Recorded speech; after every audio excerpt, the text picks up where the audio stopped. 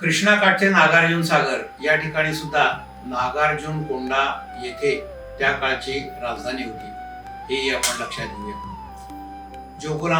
जोगुलांबा बालब्रह्मेश्वर यांचं दर्शन घेऊन आपण पुढे जातो त्यावेळेला आपल्याला एक ज्योतिर्लिंग जे कृष्णा नदीकाठी आहे त्याचं नाव श्री शैल्य म्हणजे मल्लिकार्जुन हे ज्योतिर्लिंग आहे. या ठिकाणी आपण पोहोचतो. या ठिकाणचा प्रवास हा अतिशय घनदाट जंगलामधून आहे आणि तिथले रस्ते सुद्धा सकाळी 6 ते रात्री 5 यापर्यंत चालू असतात. बाकीच्या वेळी हा रस्ता बंद असतो.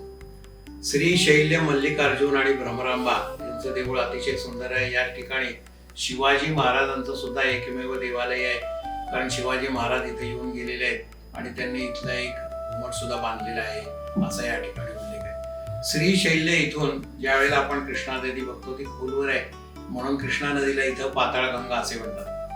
पाताळगंगेच्या काठी जे वन आहे त्याला कर्दळी वन म्हणतात. कर्दळी वनामध्ये श्रीपाद श्रीवल्लभ आणि श्री नरसिंह सरस्वती यांनी अवतार समाप्ती केलेली आहे आणि याच ठिकाणाहून श्री स्वामी समर्थ प्रकट झालेले आहेत, त्यामुळे ते सुद्धा दत्तावतार आहेत असं समजलं जातं.